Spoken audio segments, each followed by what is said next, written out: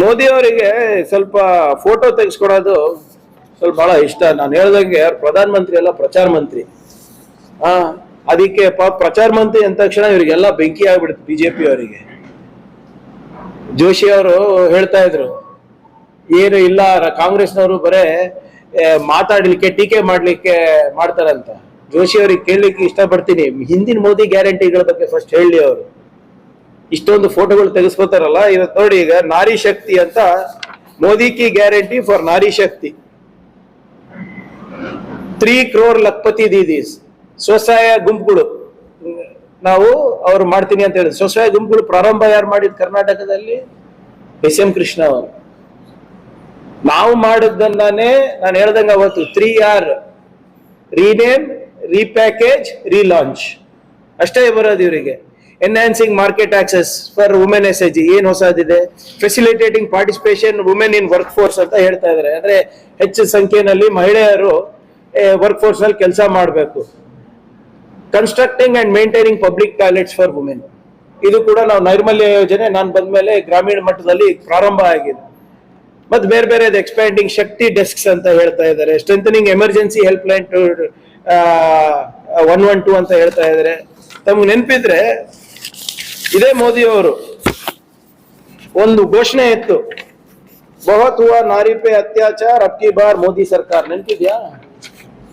ಹೆಚ್ಚಿನ ಅತ್ಯಾಚಾರ ಎಲ್ಲ ಆಗ್ತಾ ಇದೆ ಗೊತ್ತಾ? ಗುಜರಾತ್ ನಲ್ಲಿ. Every day 6 women are raped in Gujarat. ಅದ್ರ ಬಗ್ಗೆ ಏನಾದ್ರು ಮಾತಾಡಿದಾರೆ? ಇವರೇ ತಾನೇ ಎತ್ತಿದ್ರು ಚೀಫ್ ಮಿನಿಸ್ಟರ್. ಕಳೆದ 20-25 ವರ್ಷದಿಂದ ಬಿಜೆಪಿ ಸರ್ಕಾರನೇ ಇದೆ. ಇದಾ ಗುಜರಾತ್ ಮಾಡಲು? ಇದಾ ನಾರಿ ಶಕ್ತಿ ಮಾಡ್ತಾ ಇರತ್ತಾವು? ಆಮೇಲೆ ನೀವು ನಿಮ್ಮ ಪಾರ್ಟ್ನರ್ ಯಾರಿದ್ದಾರೆ ಇವಾಗ JDS-ನವರು, ಮಾನ್ಯ ಕುಮಾರಸ್ವಾಮಿ ಅವರು, ಹೆಣ್ಮಕ್ಳು ತಪ್ಪದಾರಿ ಹಿಡಿದಿದ್ದಾರೆ ಅಂತ ಹೇಳ್ತಾರಲ್ಲ, ಇದಕ್ಕೇನ್ ಹೇಳ್ತಾರೆ ಮೋದಿ ಅವರು? ವಿಜೇಂದ್ರ ಅವ್ರು ಏನ್ ಹೇಳ್ತಾರೆ? ಅಶೋಕಣ್ಣ ಏನ್ ಹೇಳ್ತಾರೆ? ಈ ಗ್ಯಾರಂಟಿಗಳನ್ನ ಕೊಟ್ಟು ಗೃಹಲಕ್ಷ್ಮಿ ಯೋಜನೆ, ಗೃಹ ಜ್ಯೋತಿ ಯೋಜನೆ, ಶಕ್ತಿ ಯೋಜನೆ, ಒಂದು ಕುಟುಂಬ ನಡೆಸಲಿಕ್ಕೆ ಅನುಕೂಲ ಮಾಡಿಕೊಟ್ಟಿದ್ಕೆ ಕುಮಾರಸ್ವಾಮಿ ಅವರು ಗ್ರಾಮೀಣ ಪ್ರದೇಶದಲ್ಲಿ ಮಹಿಳೆಯರು ತಪ್ಪದಾರಿ ಹಿಡಿದಿದ್ದಾರೆ. ಏನ್ ಅರ್ಥ? ಅವ್ರ ಸ್ಪಷ್ಟೀಕರಣ ಕೊಡ್ಬೇಕು. ಏನ್ ಅರ್ಥ ಇದು? ಆಮೇಲೆ ಮೋದಿ ಅವರು ದೊಡ್ಡದಾಗಿ ಹೇಳ್ತಾರಲ್ಲ, ಗೃಹ ಜ್ಯೋತಿ ಸರಿ ಇಲ್ಲ, ಬಿಜೆಪಿ ಅವರು ಎಲ್ಲ ಮೈಕ್ ಸಿಕ್ಕಿದ್ರೆ ಸಾಕು ಗ್ಯಾರಂಟಿಗಳ ವಿರುದ್ಧ ಮಾತಾಡೋದು ಹ್ಯಾಬಿಟ್ ಆಗ್ಬಿಟ್ಟಿದೆ, ಚಟ ಆಗ್ಬಿಟ್ಟಿದೆ ಬಿಜೆಪಿ ಅವರಿಗೆ. ಆಯ್ತ್ರಿ, ಇದು ಬಿಟ್ಟಿ ಭಾಗ್ಯ ಅನ್ನೋರು ಮಧ್ಯಪ್ರದೇಶನಲ್ಲಿ ಲಾಡ್ಲಿ ಬೇನ ಯಾಕೆ ಕೊಟ್ಟಿದ್ದೀರಾ ನೀವು? ಲಾಡ್ಲಿ ಬೇನ ಯೋಜನೆ ಕೊಟ್ಟಿಲ್ವಾ ನೀವಲ್ಲಿ? ನವೆಂಬರ್ 2023ದಿಂದ 1250 ರೂಪಾಯಿ ಸೇಮ್ ಗೃಹಲಕ್ಷ್ಮಿ ಯೋಜನೆ ಆದ್ಮೇಲೆ ಅದನ್ನೇ ಕಾಪಿ ಪೇಸ್ಟ್ ಮಾಡಿ ಅಲ್ಲಿ ಹಾಕಿ ಎಲೆಕ್ಷನ್ ಗೆದ್ದಿಲ್ವಾ ನೀವು? ಶಿವರಾಜ್ ಸಿಂಗ್ ಅವ್ರು ಬಂದು ಹೇಳಿಲ್ವಾ, ಇಲ್ಲ ಲಾಡ್ಲಿ ಬೇನ ಇಂದಾನೆ ನಮ್ಗೆ ಸ್ವಲ್ಪ ಶ್ರೀರಕ್ಷೆ ಆಯ್ತು, ಇದ್ರೆ ನಾವು ಮುಳುಗ್ತಾ ಇದ್ವಿ ಅಂತ ಬಿಜೆಪಿ ಅವ್ರು ಮಧ್ಯಪ್ರದೇಶನಲ್ಲಿ ಹೇಳಿಲ್ವಾ? ಅದು ಬಿಟ್ಟಿ ಭಾಗ್ಯ ಅಲ್ವಾ? ಗರೀಬ್ ಕಲ್ಯಾಣ ಯೋಜನೆ ಬಿಟ್ಟಿ ಭಾಗ್ಯ ಅಲ್ವಾ? ನೀವ್ ಮಾಡಿದ್ರೆ ಗರೀಬ್ ಕಲ್ಯಾಣ, ಕಾಂಗ್ರೆಸ್ ಪಾರ್ಟಿಯವ್ರು ಮಾಡಿದ್ರೆ ಬಿಟ್ಟಿ ಭಾಗ್ಯ. ಕುಮಾರಸ್ವಾಮಿ ಅವರಿಗೆ ಮತ್ತೆ ಬಿಜೆಪಿ ಅವರಿಗೆ ಹೋಗಿ ಗ್ರಾಮೀಣ ಪ್ರದೇಶದಲ್ಲಿ ಇದ್ ನೋಡಕ್ ಬನ್ನಿ. ವೆಸ್ಟ್ ಎಂಡ್ ಅಲ್ಲಿ ಇದ್ರೆ, ತೋಟಗಳಲ್ಲಿದ್ರೆ ಜನರ ಸಮಸ್ಯೆಗಳಿಗೆ ಪರಿಹಾರ ಸಿಗೋದಿಲ್ಲ, ಸಮಸ್ಯೆ ಏನಿದೆ ಅಂತ ಗೊತ್ತಾಗೋದಿಲ್ಲ. ಹೆಣ್ಮಕ್ಳ ಬಗ್ಗೆ ಇಷ್ಟು ಅಸಹ್ಯವಾಗಿ ಮಾತಾಡೋದು ಎಷ್ಟು ಸರಿ ಒಬ್ಬ ಮಾಜಿ ಮುಖ್ಯಮಂತ್ರಿಗಳಿಗೆ? ಏನ್ ತಪ್ಪದಾರಿ ಅಂದ್ರೆ ಮೀನಿಂಗ್ ಅಂಡ್ ಡೆಫಿನಿಷನ್ ಏನ್ ಹೇಳಿ? ಹೆಣ್ಮಕ್ಳಿಗೆ ಮನೆ ನಡೆಸೋದು ಎಷ್ಟು ಕಷ್ಟ ಆಗಿದೆ ಮೋದಿ ಸರ್ಕಾರದಲ್ಲಿ ಗೊತ್ತಾಗಿದೆ ಅವರಿಗೆ? ಏನ್ ಇವ್ರು ಮೋದಿ ಮಾಸ್ಟರ್ ಸ್ಟ್ರೋಕ್ ಮೇಲೆ ಮಾಸ್ಟರ್ ಸ್ಟ್ರೋಕ್ ಕೊಟ್ರಲ್ಲ, ಡಿಮಾನಿಟೈಸೇಷನ್, ನಿಮ್ಮ ಕರೋನಾ ಸಂದರ್ಭದಲ್ಲಿ ಅವೈಜ್ಞಾನಿಕವಾಗಿ ಲಾಕ್ಡೌನ್, ಆದಾಯದಲ್ಲಿ ಕಡಿತ, ನಿರುದ್ಯೋಗದಲ್ಲಿ ಹೆಚ್ಚಳ, ಬೆಲೆ ಏರಿಕೆ, ಆರ್ಥಿಕ ಅಸಮಾನತೆ, ಇವೆಲ್ಲ ಇಲ್ವಾ? ಇದನ್ನ ನಿವಾರಣೆ ಮಾಡ್ಲಿಕ್ಕೆ ನಾವು ಕೊಡ್ತಾ ಇರೋದು ಒಂದು ಕುಟುಂಬಕ್ಕೆ ಆರ್ಥಿಕ ಸ್ಥಿರತೆ ಇರಲಿ, ಕುಟುಂಬಕ್ಕೆ ಒಂದು ಆದಾಯ ಆಗ್ಲಿ. ಈಗ ಏನ್ ಮಾಡ್ತಾ ಇದಾರೆ? 2,000 ರೂಪಾಯಿ ಮಹಿಳೆಯವ್ರು ಏನ್ ಬಂಗಾರ ಖರೀದಿ ಮಾಡ್ತಾ ಇದಾರ? ಏನ್ ಖರೀದಿ ಮಾಡ್ತಾ ಇದಾರೆ? ಅವ್ರ ಮಕ್ಳಿಗೆ ಟ್ಯೂಷನ್ ಕಳಿಸ್ತಾ ಇದಾರೆ, ಅವ್ರ ಮಕ್ಳಿಗೆ ಪೌಷ್ಟಿಕ ಆಹಾರ ಕೊಡಿಸ್ತಾ ಇದಾರೆ, ಅವ್ರ ಮಕ್ಳು ಸ್ಕೂಲ್ ಫೀಸ್ ಕಟ್ತಾ ಇದಾರೆ. ಇವೆಲ್ಲ ಏನ್ ಶಕ್ತಿ ಯೋಜನೆ ಇರ್ಬೋದು, ನಿಮ್ ಗೃಹ ಜ್ಯೋತಿ ಯೋಜನೆ ಇರ್ಬೋದು, ಗೃಹಲಕ್ಷ್ಮಿ ಯೋಜನೆ ಇರ್ಬೋದು, ಇದರಿಂದ ಏನ್ ಉಳಿತಾ ಇದೆ ಅಲ್ಲ, ನಿಮ್ ಕಾಲದಲ್ಲಿ ಸಾಲ ಮಾಡಿದಾರಲ್ಲ, EMI ಕಟ್ತಾ ಇದ್ದಾರೆ. ತಪ್ಪು ದಾರಿ ಹಿಡಿಯೋದಂದ್ರೆ ಏನರ್ಥ? ಬಿಜೆಪಿ ಅವರು ಇವತ್ತು ಉತ್ತರ ಕೊಡ್ಬೇಕು. ಎಲ್ಲ ಹೇಳ್ತೀನಿ ಆಮೇಲೆ. ಇವರೆಲ್ಲಾನು ಸಮರ್ಥನೆ ಮಾಡ್ಕೋತಾರ್ರಿ. ನಿನ್ನೆ ನಿಮ್ ಇನ್ನೊಬ್ರು ಶಾಸಕರ, ಬೆಳಗಾಂ ಶಾಸಕರು ಇದ್ರಲ್ಲ, ಅಕ್ಕ ತೆಗಬೇಕು ಅಂದ್ರೆ ಎನರ್ಜಿ ಡ್ರಿಂಕ್ ಅಂತೆ. ಹೆಣ್ಮಕ್ಳ ಬಗ್ಗೆ ಹಿಂಗ ಮಾತಾಡೋದು ಬಿಜೆಪಿ ಅವರು. ಏನ್ ಯಾರಾದ್ರೂ ಹೋಗಿ, ಎಲ್ಲರೂ ಗೊತ್ತಲ್ಲ, ಯಾರಾದ್ರೂ ಹೋಗಿ ಒಂದ್ ಪೆಗ್ ಎನರ್ಜಿ ಡ್ರಿಂಕ್ ಕೊಡಿ ಅಂತಾರ? ಏನ್ ಇವ್ರದ್ದು ಭಾಷೆ? ಏನ್ ಇವ್ರ ಮಹಿಳೆಯರು ಮುಖ್ಯವಾಹಿನಿಗೆ ಬರಬಾರ್ದ? ಆರ್ಥಿಕವಾಗಿ ಸಬಲರಾಗಬಾರ್ದ? ಆಫೀಸ್ಗಳಿಗೆ ಹೋಗ್ಬಾರ್ದ? ಶಿಕ್ಷಣ ಪಡಿಬಾರ್ದ? ಏನ್ ಇವ್ರದ್ದು ಆ ಮನಸ್ಥಿತಿ, ಇನ್ನ ಮನುಸ್ಮೃತಿ ಇದೆ. ಆ ಚತುರ್ವರ್ಣದಿಂದ ಇವರೆಲ್ಲ ಬಿಜೆಪಿ ಅವರು, JDS ಅವ್ರು ಹೋಗಿ ಬಂದಿಲ್ಲ ಅನ್ಸುತ್ತೆ. ಇವತ್ತು ನಾವು ಕೇಳಿಕ್ ಇಚ್ಛಾ ಪಡ್ತಾ ಇದೀವಿ, ಏನಿದು ನಾರಿ ಶಕ್ತಿ ಅಂತ ಹೇಳ್ಬಿಟ್ಟು ಏನ್ ಇದು ಮಾಡ್ತಾ ಇದ್ದೀರಾ? ಇವತ್ತು ಅವ್ರ ಪ್ರಕಾರನೇ ಯಾರಿದ್ದಾರೆ ಇವಾಗ JDS-ನವರು, ಮಾನ್ಯ ಕುಮಾರಸ್ವಾಮಿ ಅವರು ಹೆಣ್ಮಕ್ಳು ತಪ್ಪದಾರಿ ಹಿಡ್ದಿದ್ದಾರೆ ಅಂತ ಹೇಳ್ತಾರಲ್ಲ, ಇದಕ್ಕೇನ್ ಹೇಳ್ತಾರೆ ಮೋದಿ ಅವರು? ವಿಜೇಂದ್ರ ಅವ್ರು ಏನ್ ಹೇಳ್ತಾರೆ? ಅಶೋಕಣ್ಣ ಏನ್ ಹೇಳ್ತಾರೆ? ಈ ಗ್ಯಾರಂಟಿಗಳನ್ನ ಕೊಟ್ಟಿ ಗೃಹಲಕ್ಷ್ಮಿ ಯೋಜನೆ, ಗೃಹ ಜ್ಯೋತಿ ಯೋಜನೆ, ಶಕ್ತಿ ಯೋಜನೆ, ಒಂದು ಕುಟುಂಬ ನಡೆಸಲಿಕ್ಕೆ ಅನುಕೂಲ ಮಾಡಿಕೊಟ್ಟಿದ್ಕೆ ಕುಮಾರಸ್ವಾಮಿ ಅವರು ಗ್ರಾಮೀಣ ಪ್ರದೇಶದಲ್ಲಿ ಮಹಿಳೆಯರು ತಪ್ಪು ದಾರಿ ಹಿಡಿದಿದ್ದಾರೆ. ಏನರ್ಥ?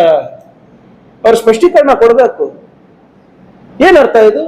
ಆಮೇಲೆ ಮೋದಿ ಅವರು ದೊಡ್ಡದಾಗಿ ಹೇಳ್ತಾರಲ್ಲ, ಗೃಹ ಜ್ಯೋತಿ ಸರಿ ಇಲ್ಲ, ಬಿಜೆಪಿ ಅವರು ಎಲ್ಲ ಮೈಕ್ ಸಿಕ್ಕಿದ್ರೆ ಸಾಕು ಗ್ಯಾರಂಟಿಗಳ ವಿರುದ್ಧ ಮಾತಾಡೋದು ಹ್ಯಾಬಿಟ್ ಆಗ್ಬಿಟ್ಟಿದೆ, ಚಟ ಆಗ್ಬಿಟ್ಟಿದೆ ಬಿಜೆಪಿ ಅವರಿಗೆ. ಆಯ್ತ್ರಿ, ಇದು ಬಿಟ್ಟಿ ಭಾಗ್ಯ ಅನ್ನೋರು ಮಧ್ಯಪ್ರದೇಶನಲ್ಲಿ ಲಾಡ್ಲಿ ಬೇನ ಯಾಕೆ ಕೊಟ್ಟಿದ್ದೀರಾ ನೀವು? ಲಾಡ್ಲಿ ಬೇನ ಯೋಜನೆ ಕೊಟ್ಟಿಲ್ವಾ ನೀವಲ್ಲಿ? ನವೆಂಬರ್ 2023ದಿಂದ 1250 ರೂಪಾಯಿ ಸೇಮ್ ಗೃಹಲಕ್ಷ್ಮಿ ಯೋಜನೆ ಆದ್ಮೇಲೆ ಅದನ್ನೇ ಕಾಪಿ ಪೇಸ್ಟ್ ಮಾಡಿ ಅಲ್ಲಿ ಹಾಕಿ ಎಲೆಕ್ಷನ್ ಗೆದ್ದಿಲ್ವಾ ನೀವು? ಶಿವರಾಜ್ ಸಿಂಗ್ ಅವ್ರು ಬಂದು ಹೇಳಿಲ್ವಾ, ಇಲ್ಲ ಲಾಡ್ಲಿ ಬೇನ ಇಂದಾನೆ ನಮ್ಗೆ ಸ್ವಲ್ಪ ಶ್ರೀರಕ್ಷೆ ಆಯ್ತು, ಇದ್ರೆ ನಾವು ಮುಳುಗ್ತಾ ಇದ್ವಿ ಅಂತ ಬಿಜೆಪಿ ಅವ್ರು ಮಧ್ಯಪ್ರದೇಶನಲ್ಲಿ ಹೇಳಿಲ್ವಾ? ಅದು ಬಿಟ್ಟಿ ಭಾಗ್ಯ ಅಲ್ವಾ? ಗರೀಬ್ ಕಲ್ಯಾಣ ಯೋಜನೆ ಬಿಟ್ಟಿ ಭಾಗ್ಯ ಅಲ್ವಾ? ನೀವ್ ಮಾಡಿದ್ರೆ ಗರೀಬ್ ಕಲ್ಯಾಣ, ಕಾಂಗ್ರೆಸ್ ಪಾರ್ಟಿಯವ್ರು ಮಾಡಿದ್ರೆ ಬಿಟ್ಟಿ ಭಾಗ್ಯ. ಕುಮಾರಸ್ವಾಮಿ ಅವರಿಗೆ ಮತ್ತೆ ಬಿಜೆಪಿ ಅವರಿಗೆ ಹೋಗಿ ಗ್ರಾಮೀಣ ಪ್ರದೇಶದಲ್ಲಿ ಇದ್ ನೋಡಕ್ ಬನ್ನಿ. ವೆಸ್ಟ್ ಎಂಡ್ ಅಲ್ಲಿ ಇದ್ರೆ, ತೋಟಗಳಲ್ಲಿ ಇದ್ರೆ ಜನರ ಸಮಸ್ಯೆಗಳಿಗೆ ಪರಿಹಾರ ಸಿಗೋದಿಲ್ಲ, ಸಮಸ್ಯೆ ಏನಿದೆ ಅಂತ ಗೊತ್ತಾಗೋದಿಲ್ಲ. ಹೆಣ್ಮಕ್ಳ ಬಗ್ಗೆ ಇಷ್ಟು ಅಸಹ್ಯವಾಗಿ ಮಾತಾಡೋದು ಎಷ್ಟು ಸರಿ ಒಬ್ಬ ಮಾಜಿ ಮುಖ್ಯಮಂತ್ರಿಗಳಿಗೆ? ಏನ್ ತಪ್ಪದಾರಿ ಅಂದ್ರೆ ಮೀನಿಂಗ್ ಅಂಡ್ ಡೆಫಿನಿಷನ್ ಏನ್ ಹೇಳಿ? ಹೆಣ್ಮಕ್ಳಿಗೆ ಮನೆ ನಡೆಸೋದು ಎಷ್ಟು ಕಷ್ಟ ಆಗಿದೆ ಈ ಮೋದಿ ಸರ್ಕಾರದಲ್ಲಿ ಗೊತ್ತಾಗಿದೆ ಅವರಿಗೆ? ಏನ್ ಇವ್ರು ಮೋದಿ ಮಾಸ್ಟರ್ ಸ್ಟ್ರೋಕ್ ಮೇಲೆ ಮಾಸ್ಟರ್ ಸ್ಟ್ರೋಕ್ ಕೊಟ್ರಲ್ಲ, ಡಿಮಾನಿಟೈಸೇಷನ್, ನಿಮ್ಮ ಕರೋನಾ ಸಂದರ್ಭದಲ್ಲಿ ಅವೈಜ್ಞಾನಿಕವಾಗಿ ಲಾಕ್ಡೌನ್, ಆದಾಯದಲ್ಲಿ ಕಡಿತ, ನಿರುದ್ಯೋಗದಲ್ಲಿ ಹೆಚ್ಚಳ, ಬೆಲೆ ಏರಿಕೆ, ಆರ್ಥಿಕ ಅಸಮಾನತೆ, ಇವೆಲ್ಲ ಇಲ್ವಾ? ಇದನ್ನ ನಿವಾರಣೆ ಮಾಡ್ಲಿಕ್ಕೆ ನಾವು ಕೊಡ್ತಾ ಇರೋದು ಒಂದು ಕುಟುಂಬಕ್ಕೆ ಆರ್ಥಿಕ ಸ್ಥಿರತೆ ಇರಲಿ, ಕುಟುಂಬಕ್ಕೆ ಒಂದು ಆದಾಯ ಆಗ್ಲಿ. ಈಗ ಏನ್ ಮಾಡ್ತಾ ಇದಾರೆ? 2,000 ರೂಪಾಯಿ ಮಹಿಳೆಯವ್ರು ಏನ್ ಬಂಗಾರ ಖರೀದಿ ಮಾಡ್ತಾ ಇದಾರ? ಏನ್ ಖರೀದಿ ಮಾಡ್ತಾ ಇದಾರೆ? ಅವ್ರ ಮಕ್ಳಿಗೆ ಟ್ಯೂಷನ್ ಕಳಿಸ್ತಾ ಇದಾರೆ, ಅವ್ರ ಮಕ್ಳಿಗೆ ಪೌಷ್ಟಿಕ ಆಹಾರ ಕೊಡಿಸ್ತಾ ಇದಾರೆ, ಅವ್ರ ಮಕ್ಳು ಸ್ಕೂಲ್ ಫೀಸ್ ಕಟ್ತಾ ಇದಾರೆ. ಇವೆಲ್ಲ ಏನ್ ಶಕ್ತಿ ಯೋಜನೆ ಇರ್ಬೋದು, ನಿಮ್ ಗೃಹ ಜ್ಯೋತಿ ಯೋಜನೆ ಇರ್ಬೋದು, ಗೃಹಲಕ್ಷ್ಮಿ ಯೋಜನೆ ಇರ್ಬೋದು, ಇದರಿಂದ ಏನ್ ಉಳಿತಾ ಇದೆ ಅಲ್ಲ, ನಿಮ್ ಕಾಲದಲ್ಲಿ ಸಾಲ ಮಾಡಿದಾರಲ್ಲ, EMI ಕಟ್ತಾ ಇದ್ದಾರೆ. ತಪ್ಪು ದಾರಿ ಹಿಡಿಯೋದಂದ್ರೆ ಏನರ್ಥ? ಬಿಜೆಪಿ ಅವರು ಇವತ್ತು ಉತ್ತರ ಕೊಡ್ಬೇಕು. ಎಲ್ಲ ಹೇಳ್ತೀನಿ ಆಮೇಲೆ. ಇವರೆಲ್ಲಾನು ಸಮರ್ಥನೆ ಮಾಡ್ಕೋತಾರ್ರಿ. ನಿನ್ನೆ ನಿಮ್ ಇನ್ನೊಬ್ರು ಶಾಸಕರ, ಬೆಳಗಾಂ ಶಾಸಕರು ಇದ್ರಲ್ಲ, ಅಕ್ಕ ತೆಗಬೇಕು ಅಂದ್ರೆ ಎನರ್ಜಿ ಡ್ರಿಂಕ್ ಅಂತೆ. ಹೆಣ್ಮಕ್ಳ ಬಗ್ಗೆ ಹಿಂಗ ಮಾತಾಡೋದು ಬಿಜೆಪಿ ಅವರು. ಏನ್ ಯಾರಾದ್ರೂ ಹೋಗಿ, ಎಲ್ಲರೂ ಗೊತ್ತಲ್ಲ, ಯಾರಾದ್ರೂ ಹೋಗಿ ಒಂದ್ ಪೆಗ್ ಎನರ್ಜಿ ಡ್ರಿಂಕ್ ಕೊಡಿ ಅಂತಾರ? ಏನ್ ಇವ್ರದ್ದು ಭಾಷೆ? ಏನ್ ಇವ್ರ ಮಹಿಳೆಯರು ಮುಖ್ಯವಾಹಿನಿಗೆ ಬರಬಾರ್ದ? ಆರ್ಥಿಕವಾಗಿ ಸಬಲರಾಗಬಾರ್ದ? ಆಫೀಸ್ಗಳಿಗೆ ಹೋಗ್ಬಾರ್ದ? ಶಿಕ್ಷಣ ಪಡಿಬಾರ್ದ? ಏನ್ ಇವ್ರದ್ದು ಆ ಮನಸ್ಥಿತಿ, ಇನ್ನ ಮನುಸ್ಮೃತಿ ಇದೆ. ಆ ಚತುರ್ವರ್ಣದಿಂದ ಇವರೆಲ್ಲ ಬಿಜೆಪಿ ಅವರು, JDS ಅವ್ರು ಹೋಗಿ ಬಂದಿಲ್ಲ ಅನ್ಸುತ್ತೆ. ಇವತ್ತು ನಾವು ಕೇಳಿಕ್ ಇಚ್ಛಾ ಪಡ್ತಾ ಇದ್ದೀವಿ, ಏನಿದು ನಾರಿ ಶಕ್ತಿ ಅಂತ ಹೇಳ್ಬಿಟ್ಟು ಏನ್ ಇದು ಮಾಡ್ತಾ ಇದ್ದೀರಾ? ಇವತ್ತು ಅವ್ರ ಪ್ರಕಾರನೇ ಬರೇ ಒಂದೆರಡು ಪುಟ ಇದೆ ಅಷ್ಟೇ. ಅದು ಎಲ್ಲೂ ಕೂಡ ನಾವು ಸರ್ಕಾರಿ ಉದ್ಯೋಗವನ್ನ ಭರ್ತಿ ಮಾಡ್ತೀವಂತ ಹೇಳಿಲ್ಲ. The Honorable Prime Minister has very clearly stated that he is not interested in fulfilling the vacancies, in filling up the vacancies in the government. ಎಷ್ಟಿದೆ ಇದು? As per estimates, ಮೋದಿ ಸರ್ಕಾರದ ಅಂಕಿಅಂಶದ ಪ್ರಕಾರ 30 ಲಕ್ಷ ಕೇಂದ್ರ ಸರ್ಕಾರದಲ್ಲಿ ಹುದ್ದೆಗಳು ಖಾಲಿ ಇದೆ. ಇದು ನನ್ನ ಡೇಟಾ ಅಲ್ಲ, ಇದು ಕೇಂದ್ರ ಸರ್ಕಾರದ ಮೋದಿಯವರ ಡೇಟಾ. ಇದು ಫೈನಾನ್ಸ್ ಮಿನಿಸ್ಟ್ರಿ ಪ್ರಕಾರ 9,64,000 ಹುದ್ದೆಗಳು ಖಾಲಿ ಇದೆ ಫೈನಾನ್ಸ್ ಮಿನಿಸ್ಟ್ರಿನಲ್ಲಿ. Railways, which is the biggest employment provider of central government jobs, ನಮ್ಗೆ ರೈಲ್ವೆ ಡಿವಿಷನ್ ಆಗಿದ್ದಿದ್ರೆ ಉಮೇಶ್ ಜಾಧವ್ ಅವರೇ ಇವೆಲ್ಲ ನಮ್ಗೆ ಆಗ್ತಾ ಇತ್ತು. ರೈಲ್ವೇಸ್ ನಲ್ಲಿ 3 ಲಕ್ಷ ವೇಕೆನ್ಸಿಗಳಿದೆ. 3 ಲಕ್ಷ ವೇಕೆನ್ಸಿ ರೈಲ್ವೇಸ್ ನಲ್ಲಿ. ಡಿಫೆನ್ಸ್ ಮಿನಿಸ್ಟ್ರಿನಲ್ಲಿ 2.32 ಲ್ಯಾಕ್ ಸಿವಿಲಿಯನ್ ವೇಕೆನ್ಸೀಸ್ ಇದೆ.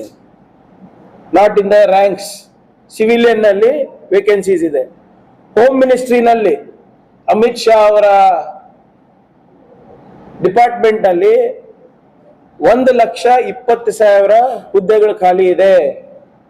ಪೋಸ್ಟಲ್ ಡಿಪಾರ್ಟ್ಮೆಂಟ್ ಅಲ್ಲಿ 1 ಲಕ್ಷ ಹುದ್ದೆಗಳು ಖಾಲಿ ಇವೆ. ರೆವಿನ್ಯೂ ಡಿಪಾರ್ಟ್ಮೆಂಟ್ ಅಲ್ಲಿ 74,000 ಹುದ್ದೆಗಳು ಖಾಲಿ ಇದೆ. ಈ ಏನು 30 ಇವರ ಫೈನಾನ್ಸ್ ಮಿನಿಸ್ಟ್ರಿ ಪ್ರಕಾರನೇ ಅವ್ರೇನ್ ಹೇಳ್ತಾ ಇದ್ದಾರೆ ಅಂದ್ರೆ, ರಿಸರ್ವೇಶನ್ ನಲ್ಲಿ ಅಂದ್ರೆ ಬ್ಯಾಕ್ವರ್ಡ್ SC ST ನಲ್ಲಿ 52,293 52,293 jobs are vacant, out of which SC vacancies are 18,132, 18,132. ಪರಿಷ್ಠ ಪಂಗಡ ST vacancies are 14,459, 14,459. OBC vacancies 20,702, 20,702. ಇದ್ರ ಬಗ್ಗೆ ಮಾತಾಡಕ್ಕೆ ತಯಾರಿಲ್ಲ ಬಿಜೆಪಿ ಸರ್ಕಾರ.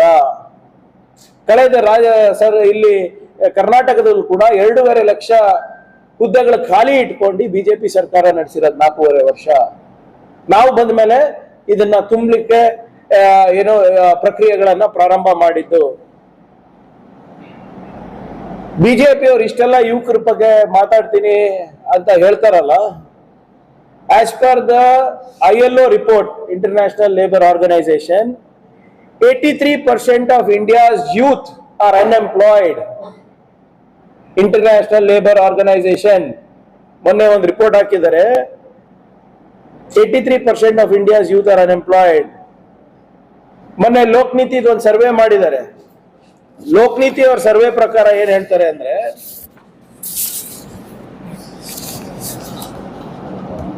79% ಜನ ಅಂದ್ರೆ 79% ಯುವಕರಿಗೆ ಇನ್ನಾನು ಕೂಡ ಉದ್ಯೋಗ ಅವಕಾಶಗಳು ಸಿಗ್ತಾ ಇಲ್ಲ, ಕಷ್ಟ ಆಗ್ತಾ ಇದೆ ಉದ್ಯೋಗ ಹುಡುಕ್ಲಿಕ್ಕೆ. ಅರ್ಹತೆ ಇದ್ರೂ ಕೂಡ ಅವರಿಗೆ ನೌಕರಿ ಸಿಗ್ತಾ ಇಲ್ಲ ಅಂದ್ಬಿಟ್ಟು ILO ರಿಪೋರ್ಟ್ ಹೇಳ್ತಾರೆ. ಈ ಇವೆಂಟ್ಗಳು ಏನಿದೆ ಎಲ್ಲಾನು ಜನರ ದಾರಿ ತಪ್ಸಕ್ಕೆ. ನಿಜವಾದ ಇಶ್ಯೂಸ್ ಏನು, what are the real issues? ಬೆಲೆ ಏರಿಕೆ, ಆರ್ಥಿಕ ಅಸಮಾನತೆ, ನಿರುದ್ಯೋಗದ ಸಮಸ್ಯೆ, ಭ್ರಷ್ಟಾಚಾರ, ಇವೆಲ್ಲಾನು ಕೂಡ ಏನು ಜನರು ಮರಿಬೇಕು ಅಂದ್ಬಿಟ್ಟು ದಿನಾ ಒಂದು ಇವೆಂಟ್ ಮೋದಿ ಅವ್ರದ್ದು. ಅದ್ ನನಗೆ ಅರ್ಥನೇ ಆಗಲ್ಲ. ನಿನ್ನೆ ಮೋದಿ ಅವ್ರು ಬಂದ್ರಲ್ಲ, ಬೆಳಿಗ್ಗೆ 7 ಗಂಟೆಗೆ ನಾನು ಟಿವಿ ಆನ್ ಮಾಡಿದೆ. 7 ಗಂಟೆಗೆ ಪ್ರಚಾರ ಸ್ಟಾರ್ಟ್ ಮೋದಿ ಅವ್ರದ್ದು. ಬರ್ತಾ ಇರೋದು 4 ಗಂಟೆನೋ ಇಲ್ಲ ಏನ್ ಸರ್, ಮುಂಜಾನೆ 7 ಗಂಟೆಗೆ ಪ್ರಾರಂಭ ಟಿವಿಗಳಲ್ಲಿ. 2 ಟನ್ ಹಾರ ಮೋದಿ ಅವರಿಗೆ. ಏನ್ 2 ಟನ್ ಹಾರ ಅವ್ರೊಬ್ರೆ ಹಾಕೊಳ್ಳೋದು? ಸಿದ್ದರಾಮಯ್ಯ ಅವ್ರಿಗೆ ದಿನ ಹಾಕ್ಲತ್ತಾರಲ್ಲ. ಅದು ನ್ಯೂಸ್ ಏನ್ರಿ sir? Sorry, don't mistake me. 2 ton ಹಾರ ರೋಡ್ ಶೋ ಮಾಡ್ತಾ ಇದ್ದಾರೆ. ಎಷ್ಟು ಕಿಲೋಮೀಟರ್ ರೋಡ್ ಶೋ? ಆ ರೋಡ್ ಶೋನಲ್ಲಿ ಎಲ್ಲೆಲ್ಲಿ ಬ್ಯಾರಿಕೇಡ್ ಹಾಕಿದ್ದಾರೆ. ಏನ್ ಎಲ್ಲೋಗ್ತಾ ಇದೆ? ಇವೆಂಟ್ ಮ್ಯಾನೇಜ್ಮೆಂಟ್ ಆಗ್ಬಿಟ್ಟಿದ್ದಾರೆ, ಇವೆಂಟ್ ಮ್ಯಾನೇಜರ್ ಆಗಿದೆ ಪ್ರಧಾನಮಂತ್ರಿಗಳು. ನನ್ಗೆ ಆಶ್ಚರ್ಯ ಆಗ್ತಾ ಇದೆ. ಜನ ಮರಳು, ಜಾತ್ರೆ ಮರಳು ಅಂದ್ಬಿಟ್ಟು ಹಿಂಗೆ ಒಂದೊಂದು ಇವೆಂಟು, ಒಂದೊಂದು ಘೋಷಣೆ, ಅದಕ್ಕೆ ತಕ್ಕಂಗೆ ಕೆಲವು ಜನ ಕುಣಿಯೋದು. ಹಾಗಾಗಿ ಇದ್ರ ಬಗ್ಗೆ ಯಾವತ್ತನ ಮಾತಾಡ್ಲಿ ನೋಡೋಣ. ನಿನ್ನೆ ಕರ್ನಾಟಕಕ್ಕೆ ಬಂದು ಮೋದಿ ಅವ್ರು ಏನ್ ಮಾತಾಡಿದ್ರು? ಕರ್ನಾಟಕದ ಬಗ್ಗೆ ಏನಾದ್ರು ಮಾತಾಡಿದ್ರ? ತೆರಿಗೆ ಬಗ್ಗೆ ಮಾತಾಡಿದ್ರ? ನಮ್ಗೆ ಬರ್ಬೇಕಾಗಿರುವಂತ ಪಾಲು NDRF ಇಂದ ಬರದ ಬಗ್ಗೆ ಮಾತಾಡಿದ್ರ? ಅವ್ರ ಜವಾಬ್ದಾರಿ ಏನಿದೆ ಕರ್ನಾಟಕಕ್ಕೆ, ಅದ್ರ ಬಗ್ಗೆ ಮಾತಾಡಿದ್ರ? ಏನೂ ಇಲ್ಲ. ಅವರಿಗೆ ರಾಹುಲ್ ಗಾಂಧಿ ಹೆಸರು ಹೇಳಿಲ್ಲ ಅಂದ್ರೆ ನಿದ್ದೆನೆ ಬರೋದಿಲ್ಲ, ಕಾಂಗ್ರೆಸ್ ಹೆಸರು ಹೇಳಿದ್ರೆ ನಿದ್ದೆ. ಅವ್ರೇನ್ ಮಾಡಿದ್ರ ಅಂತ ಏನು ಹೇಳಲ್ಲ ಅವರು. ಪಾಪ ದೇವೇಗೌಡರು ಪಕ್ಕದಲ್ಲಿ ಸೇರ್ಕೊಂಡ್ಬಿಟ್ಟು ಹೇಳ್ತಾರೆ. ಅವ್ರ ಪಕ್ಕದಲ್ಲಿದ್ದಾಗ ಇವ್ರಿಗೆ ನೆನ್ ಬರೋದಿಲ್ವಾ ಕುಟುಂಬ ರಾಜಕೀಯ? ವಿಜೇಂದ್ರ ಅವ್ರ ಪಕ್ಕದಲ್ಲಿ ಕೂಡ್ಸಾಗ ನೆನ್ ಬರಲ್ಲ ಕುಟುಂಬ ರಾಜಕೀಯ? ಅವ್ರ ಮುಖ ನೋಡಿದ್ರೆ ಭ್ರಷ್ಟಾಚಾರ ತುಳುಕ್ತಾ ಇದೆ, ಅವಾಗ ಕಾಣಿಸಲ್ವಾ ಅವರಿಗೆ? ಸೊ ಆದ್ರಿಂದ ಇದು ಏನು ಮೋದಿ ಕಿ ಗ್ಯಾರಂಟಿ ಏನಿದೆ, ಇದಕ್ಕೆ ವಾರಂಟಿ ಇಲ್ಲ. ಕಾಂಗ್ರೆಸ್ ಜನರು ಕಾಂಗ್ರೆಸ್ಸಿನ ಗ್ಯಾರಂಟಿ ನಂಬ್ತಾ ಇದ್ದಾರೆ. ಕಾಂಗ್ರೆಸ್ಸಿನ ಗ್ಯಾರಂಟಿಗೆ ವಾರಂಟಿ ಇದೆ. ಶಿವಕುಮಾರ್ ಅವರ ವಾರಂಟಿ ಇದ್ದಾರೆ, ಸಿದ್ದರಾಮಯ್ಯ ಅವ್ರ ವಾರಂಟಿ ಇದ್ದಾರೆ, ಖರ್ಗೆ ಸಾಹೇಬ್ರವ್ರ ವಾರಂಟಿ ಇದ್ದಾರೆ. 136 ಜನ ಶಾಸಕರನ್ನ ಕನ್ನಡಿಗರು ಆರಿಸ್ತದೆ. ಕನ್ನಡಿಗರೇ ಕಾಂಗ್ರೆಸ್ ಗ್ಯಾರಂಟಿಗೆ ಸಾಕ್ಷಿಯಾಗಿದ್ದಾರೆ. ಮೋದಿ ಗ್ಯಾರಂಟಿ ಯಾರಿಗೆ ಸಾಕ್ಷಿನೂ ಇಲ್ಲ, ಯಾವ ವಾರಂಟಿನೂ ಇಲ್ಲ. ಆದ್ರಿಂದ ಇವರ ಏನು ಮ್ಯಾನಿಫೆಸ್ಟೋ ಇದೆ ಇದರಲ್ಲಿ ಯಾವುದೇ ಸ್ಪಷ್ಟತೆ ಇಲ್ಲ. ರಾಷ್ಟ್ರವನ್ನ ಯಾವ ರೀತಿ ಮತ್ತೊಮ್ಮೆ ಆರ್ಥಿಕ ಪ್ರಗತಿಗೆ ತಗೊಂಡು ಬರ್ತಾರಂತ ಸ್ಪಷ್ಟತೆ ಇಲ್ಲ, ಒಂದು ದಾರಿ ಇಲ್ಲ. ಉದ್ಯೋಗ ಸೃಷ್ಟಿ ಮಾಡುವಂತ ಯಾವುದೇ ನೀಲಿ ನಕ್ಷೆ ಇಲ್ಲ. ರೈತರಿಗಿರ್ಬೋದು, ಶ್ರಮಿಕರಿಗಿರ್ಬೋದು, ನಮ್ಮ ವಿದ್ಯಾರ್ಥಿಗಳಿಗಿರ್ಬೋದು, ಅವರಿಗೆ ಸಶಕ್ತರ ಹೆಂಗ್ ಮಾಡ್ತಾರಂತ ಕೂಡ ಇಲ್ಲ. ಮಹಿಳೆಯರ ಸಮೃದ್ಧಿಗೋಸ್ಕರ ಏನ್ ಮಾಡ್ತಾರಂತ ಸ್ಪಷ್ಟತೆ ಇಲ್ಲ. ಒಟ್ಟಾರೆ ಇದು ಮತ್ತೊಮ್ಮೆ ಮೋದಿ ಗ್ಯಾರಂಟಿ ಏನಿದೆ ಅಂದ್ರೆ, ಇದು ನಾನು ಹೇಳ್ದಂಗೆ ಇದು ಅವರ ಫೋಟೋ ಆಲ್ಬಮ್ ಆಗಿದೆ. ಯಾವುದೇ ರೀತಿಯಾದಂತ ಸ್ಪಷ್ಟತೆ ಇಲ್ಲ. ಅವರಿಗೆ ಏನ್ ಮುಂದೆ ಬರುವ ದಿನಗಳಲ್ಲಿ ಏನ್ ಮಾಡ್ತಾರೆ ರಾಜ್ಯಕ್ಕೆ, ರಾಷ್ಟ್ರಕ್ಕೆ ಅಂದ್ಬಿಟ್ಟು ಕೂಡ ಇದು ಇಲ್ಲ. ಅದಕ್ಕೋಸ್ಕರನೇ ಈ ಅಬ್ ಕಿ ಬಾರ್ 400 ಪಾರ್ ಅಂತ ಏನ್ ಘೋಷಣೆ ಇದೆ, ಇದು 100% ಫೇಲ್ ಆಗುತ್ತೆ. ಅಬ್ ಕಿ ಬಾರ್ ಬಿಜೆಪಿ ಸಂಸತ್ ಸೆ ಬಾಹರ್, ಅದೇ ಅದು ಘೋಷಣೆ ಆಗ್ತದೆ ಅಂತ ನಾನು ಹೇಳಲಿಕ್ಕೆ ನಾನು ಬಯಸ್ತಾ ಇದ್ದೀನಿ. ಧನ್ಯವಾದ. ಹಾಗೆ ನಿನ್ನೆ ಬಿಜೆಪಿಯವರು ತಮ್ಮ ಪಕ್ಷದ ಪ್ರಣಾಳಿಕೆಯನ್ನ ಬಿಡುಗಡೆ ಮಾಡಿದ್ರು. ತಾವು ಆ ಪ್ರಣಾಳಿಕೆಯನ್ನ ಗಮನಿಸಿದ್ರೆ, ಅವರ ಮ್ಯಾನಿಫೆಸ್ಟೋನ ಸ್ವಲ್ಪ ನೋಡಿದ್ರೆ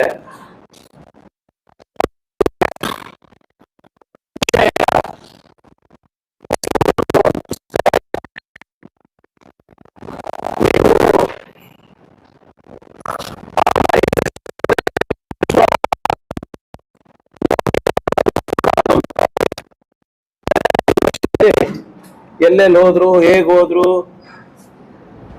ಕಾರ್ಮಿಕರ ಜೊತೆ ಒಂದು ಫೋಟೋ, ಮಹಿಳೆಯರ ಸ್ವಸಹಾಯ ಗುಂಪು ಜೊತೆ ಒಂದು ಫೋಟೋ, ದೇವಸ್ಥಾನಗಳಲ್ಲಿ ಫೋಟೋ, ಅದು ಇದು ಬಿಟ್ರೆ ಆ ಫೋಟೋ ಆಲ್ಬಮ್ ನಲ್ಲಿ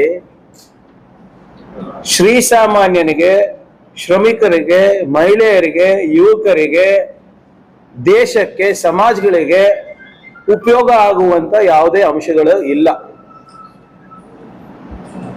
ಆ ಪ್ರಣಾಳಿಕೆನಲ್ಲಿ ಇವರು ಪಿಕ್ನಿಕ್ ಹೋಗಿದಾರಲ್ಲ ಮೋದಿ ಅವರು, ಆ ಪಿಕ್ನಿಕ್ ಫೋಟೋಸ್ ಬಿಟ್ರೆ ನಿರ್ದಿಷ್ಟವಾದಂತ ಡೈರೆಕ್ಷನ್ ಆ ಮ್ಯಾನಿಫೆಸ್ಟೋನಲ್ಲಿ ಇಲ್ಲ.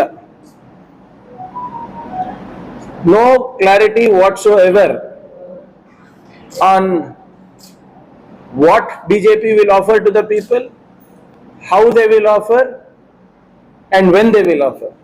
ಅಂದ್ರೆ ಹೇಗ್ ಮಾಡ್ತಾರೆ, ಯಾಕೆ ಮಾಡ್ತಾರೆ, ಯಾವಾಗ ಮಾಡ್ತಾರೆ ಅಂದ್ಬಿಟ್ಟು ಯಾವುದೇ ಅಂತ ಸ್ಪಷ್ಟತೆ ಆ ಡಾಕ್ಯುಮೆಂಟ್ ನಲ್ಲಿ ನಾವು ಕಾಣಿಸ್ತಾ ಇಲ್ಲ. ಅಲ್ಲಿ ನಾನು ಸಂಪೂರ್ಣವಾಗಿ ಹೋಗೋದಿಲ್ಲ, ಡೀಟೇಲ್ ಆಗಿ ಮ್ಯಾನಿಫೆಸ್ಟೋ ಬಗ್ಗೆ ನಾನು ಹೋಗೋದಿಲ್ಲ.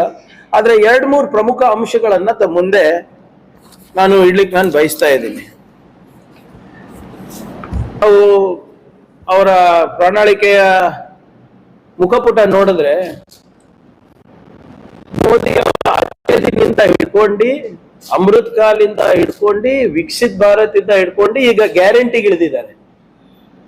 ಆ ಮುಖಪುಟದಲ್ಲಿ ಮೋದಿ ಕಿ ಗ್ಯಾರಂಟಿ ಅಂದ್ರೆ ಇಷ್ಟು 10 ವರ್ಷ ಕೊಟ್ಟಿರೋದು ಯಾರು ಗ್ಯಾರಂಟಿ? ಮತ್ತೆ ಆ ಮುಖಪುಟವನ್ನ ಇಟ್ಕೊಂಡು ಹೇಗೆ ಮೋಸ ಮಾಡ್ತಾ ಇದ್ದಾರೆ ಅಂದ್ರೆ, ನಾನು ಹೇಳ್ದಂಗೆ ಸಂಪೂರ್ಣವಾಗಿ ಹೋಗೋದಿಲ್ಲ. 2-3 ಪ್ರಮುಖವಾದಂತ ವಿಷಯಗಳು, ಯಾವ್ದು ನನಗೆ ಹತ್ತಿರವಾದಂತ ವಿಷಯಗಳು. ಉದಾಹರಣೆಗೆ ಯುವಕರ ಬಗ್ಗೆ Modi ki guarantee for young citizens ಅಂತ, ಇದು ಅವರ ಪ್ರಣಾಳಿಕೆ. ಏನೇನ್ ಹೇಳ್ತಾರೆ ಒಂದ್ ನಿಮಿಷದಲ್ಲಿ ಹೇಳ್ಬಿಡ್ತೀನಿ. Implementing law to prevent paper leaks, conducting transparent public exams. ಒಂದನೇದು ಅಂದ್ರೆ ಪ್ರಶ್ನೆ ಪತ್ರಿಕೆ ಸೋರಿಕೆಗೆ ಒಂದು ಕಾಯ್ದೆಯನ್ನು ತರ್ತಾರಂತೆ. Involving the youth in nation building, Mera Yuva Bharat ಒಂದು ಪೋರ್ಟಲ್ ಲಾಂಚ್ ಮಾಡಿದಾರಂತೆ. ಅವರನ್ನ 1 ಕೋಟಿ ಯುವಕರನ್ನ ಆಗ್ಲೇ ಅವರು ಆ ಪೋರ್ಟಲ್ ನಲ್ಲಿ ಎನ್ರೋಲ್ ಮಾಡ್ಬಿಟ್ಟು ಲೀಡರ್ಶಿಪ್ ಸ್ಕಿಲ್ಸ್ಗೆ ಮತ್ತೆ ಸ್ಪಿರಿಟ್ ಆಫ್ ವಾಲಂಟಿಯರಿಂಗ್ ಅಂತ 1 ಕೋಟಿ ಜನ ಎಲ್ಲಿದ್ದಾರೆ ಏನಿದ್ದಾರೆ ನಾನಂತೂ ನೋಡಿಲ್ಲ. ಕಲಬುರಗಿನಲ್ಲಿ ತಾವು ನೋಡಿದ್ರೆ ದಯವಿಟ್ಟು ಹೇಳಿ, ಅಥವಾ ಇವರೆಲ್ಲ ಈ ಶಾಖಾ ಮೆಂಬರ್ಸಿಗೆಲ್ಲ RSS ನವರಿಗೆಲ್ಲ ಅಲ್ಲಿ ತುಂಬಿಬಿಟ್ಟು ಲೀಡರ್ಶಿಪ್ ಟ್ರೈನಿಂಗ್ ಅಂತ ಇದಾರೋ ಎಲ್ಲೋ ಗೊತ್ತಿಲ್ಲ.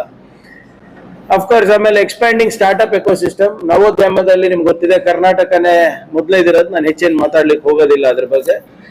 Increasing employment opportunities in manufacturing, ನಮ್ಮ ನಿಮ್ಸ್ ಕಿತ್ಕೊಂಡು ನ್ಯಾಷನಲ್ ಇನ್ವೆಸ್ಟ್ಮೆಂಟ್ ಮ್ಯಾನುಫ್ಯಾಕ್ಚರಿಂಗ್ ಝೋನ್ ಕಿತ್ಕೊಂಡು ಇವಾಗ ಇನ್ಕ್ರೀಸಿಂಗ್ ಎಂಪ್ಲಾಯ್ಮೆಂಟ್ ಇನ್ ಮ್ಯಾನುಫ್ಯಾಕ್ಚರಿಂಗ್ ಅಂತ. Employment generation through investment in infrastructure, ಅಂದ್ರೆ ಗವರ್ಮೆಂಟ್ ಇನ್ಫ್ರಾಸ್ಟ್ರಕ್ಚರ್ ಅಲ್ಲಿ ಎಂಪ್ಲಾಯ್ಮೆಂಟ್ ಕೊಡ್ತಾರೆ ಅಂತ. ಇದಾಗಲೇ ನಾವು ಮಾಡ್ತಾ ಇವಿ, ಉದ್ಯೋಗ ಖಾತ್ರಿ ಇರ್ಬೋದು, ಬೇರೆ ಬೇರೆ ರೀತಿಯಲ್ಲಿ ಇರ್ಬೋದು. Promoting entrepreneur spirit, providing new employment opportunities in tourism. ತಮ್ಗೆ ನೆನಪಿದ್ರೆ ಹೋದ್ ಬಾರಿನೇ ಮೋದಿ ಅವ್ರು ಬಂದಾಗ ಮೈಸೂರು ಪ್ಯಾರಿಸ್ ಮಾಡ್ತೀನಿ ಅಂದಿದ್ರು. ಹಂಪಿಗೆಲ್ಲ ನಾವೇನೋ ಹೊಸ ಇದು ಮಾಡ್ತೀವಿ ಅಂತ, ಏನೋ ನಿಮ್ಮ ರಾಮಾಯಣ ಸರ್ಕ್ಯೂಟ್ ಮಾಡ್ತೀನಿ ಅಂತ, ಆನೆಗುಂದಿಗೆ, ನಿಮ್ಮ ಅಂಜನಾದ್ರಿಗೆ ಏನಾಯ್ತು ಅವೆಲ್ಲ. ಮತ್ತೆ ಇದು ಯಾಕೆ ಹೇಳ್ತಾ ಇದ್ದೀನಿ ಅಂದ್ರೆ, ಮತ್ತೆ CBI ಏನ್ ಕತ್ತೆ ಕಾಯ್ತಾ ಇದೆಯಾ? ITED ಕತ್ತೆ ಕಾಯ್ತಾ ಇದೆಯಾ? ಹೋಮ್ ಮಿನಿಸ್ಟರ್ ಏನ್ ಮಾಡ್ತಾ ಇದಾರೆ? ಅಮಿತ್ ಶಾ ಅವರು ಏನ್ ಮಾಡ್ತಾ ಇದಾರೆ? ಎಲೆಕ್ಷನ್ ಕಮಿಷನ್ ಏನ್ ಮಾಡ್ತಾ ಇದಾರೆ ಸರ್? ಎಲ್ಲರ ಕೈಗೊಂಬೆಗಳು ಇವರೇ ಅಲ್ವಾ? ಪ್ರಧಾನ ಮಂತ್ರಿ ಆಗ್ಬಿಟ್ಟು ಬಂದ್ಬಿಟ್ಟು ಈಗ ಮಾತಾಡಿದ್ರೆ ಹಾಸ್ಯಾಸ್ಪದ. ಇವ್ರ ಅಂಡರೇ ಎಲ್ಲ ಇರೋದು, ಇವ್ರ ಬಲಗೈ ಬಂಟ. CBI, ITED ಇಂಟೆಲಿಜೆನ್ಸ್ ಯಾರ ಕೈನಲ್ಲಿ ಇರೋದು ಸರ್? ಸೆಂಟ್ರಲ್ ಇಂಟೆಲಿಜೆನ್ಸ್ ನಮ್ ಕೈಲಿ ಇದೆಯಾ? ಅವ್ರ ಕೈಲಿ ತಾನೇ ಇರೋದು. ಅವ್ರ ಹತ್ರ ಇಂಟೆಲಿಜೆನ್ಸ್ ಇದ್ರೆ 100 ಕೋಟಿನೋ 1000 ಕೋಟಿನೋ 500 ಕೋಟಿನೋ ಕರ್ನಾಟಕ ಸರ್ಕಾರದಿಂದ ಹೋಗ್ತಾ ಇದ್ರೆ ಯಾಕೆ ತಡೆ ಹಿಡ್ತಾ ಇಲ್ಲ?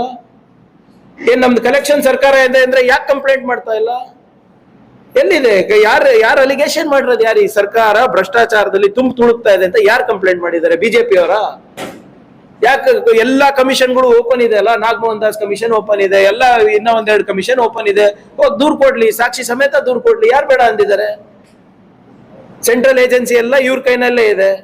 ಸುಮ್ನೆ ಗಾಳಿನಲ್ಲಿ ಗುಂಡು ಹಾರಿಸೋದ್ ಬಿಟ್ಟು ದಯವಿಟ್ಟು ಏನಿದೆ ನಿರ್ದಿಷ್ಟವಾದಂತ ಕ್ರಮ ತಗೊಳ್ಳಿ. ಇದ್ರೆ ಎಕ್ಸಾಕ್ಟ್ಲಿ ಸರ್, ಒಬ್ಬ ಪ್ರಧಾನಿ ಆರೋಪ ಮಾಡ್ತಾ ಇದ್ರೆ ಅದಕ್ಕೆ ಹಾಸ್ಯಾಸ್ಪದ. ಇನ್ನ ಅಶೋಕಣ್ಣ ವಿಜೇಂದ್ರ ಮಾಡಿದ್ರೆ ಪರವಾಗಿಲ್ಲ, ಅವ್ರಿಗೇನು ಗೊತ್ತಿಲ್ಲ, ಅವ್ರ ಕೈಲಿ ಏನಿಲ್ಲ. ಬಿಜೆಪಿನೇ ಅವ್ರ ಕೈನಲ್ಲಿ ಇಲ್ಲ ಅಂದ್ರೆ ಪಾಪ ಈ ಸಂಸ್ಥೆಗಳು ಹೆಂಗಿರ್ತದೆ ಅವ್ರ ಕೈನಲ್ಲಿ? ಆದ್ರೆ ಪ್ರಧಾನ ಮಂತ್ರಿ ಬಂದ್ಬಿಟ್ಟು 100 ಕೋಟಿ ಕೊಡ್ಬೇಕು, 100 ಕೋಟಿ ಇದೆ, 200 ATM ಸರ್ಕಾರ ಅಂದ್ರೆ ಅವ್ರ ಹತ್ರ ಮಾಹಿತಿ ಇದ್ರೆ ಕೊಡ್ಲಿ. ಹೂ ಸ್ಟಾಪಿಂಗ್ ಹಿಮ್? ಬಂದು ನಾನು ಚಾಲೆಂಜ್ ಮಾಡ್ತೀನಿ ಬಿಜೆಪಿ ಎಲ್ಲ ವರಿಷ್ಠ ನಾಯಕರಿಗೆ. ಅಲ್ಲಿ ATM ಸರ್ಕಾರ ಅಲ್ವಾ? ಎಷ್ಟೊಂದು ವೇದಿಕೆಗಳು ಕಲ್ಪಿಸ್ತೀವಲ್ವಾ? ನಿಮಗೆ ಕಲ್ಪಿಸ್ಕೊಡ್ತಾರಲ್ಲ ಈ ಕರ್ನಾಟಕದಲ್ಲಿ. ಇವಾಗ ಚುನಾವಣೆ ಸಂದರ್ಭದಲ್ಲಿ ಸಾಕ್ಷಿ ಸಮೇತ ಮೋದಿ ಅವ್ರು ಬಿಡುಗಡೆ ಮಾಡ್ಲಿ, ಹಿಂಗ್ ಒಂದು ದಾಖಲೆ ಇದೆ, ಇದು ATM ಸರ್ಕಾರ, ಇಲ್ಲಿಂದ 100 ಕೋಟಿ ಹೋಗ್ತಾ ಇದೆ ಹೇಳ್ಬಿಡ್ಲಿ, ಯಾರು ಬೇಡ ಅಂದಿದ್ದಾರೆ? ನೋಡಿ, ಅದು ಅವ್ರಿಗೆ ನಾನು ಹೇಳಿಲ್ವಾ, 3M ಅಂತ ಅವ್ರ ಸ್ಟ್ರಾಟಜಿ ಮಾಡ್ಕೊಂಡಿದ್ದಾರೆ ಅನ್ಸುತ್ತೆ. ನಿಮ್ಮ ಯಾವ್ದು ಮುಸ್ಲಿಮ್, ಈ ಮಾಂಸದ ವಿಚಾರ, ಮತ್ತೆ ಇನ್ನೊಂದು ಯಾವ್ದೋ ಒಂದು ಹೇಳಿದ್ರು, ಅವ್ರನ್ನ ಮರ್ತೋಗ್ತಾ ಇದೆ ನನಗೆ. ಈಗ ಮುಸ್ಲಿಂ ಲೀಗ್ ಅಂದ್ರೆ ಹೇಗೆ ಇದು ಮುಸ್ಲಿಂ ಲೀಗ್?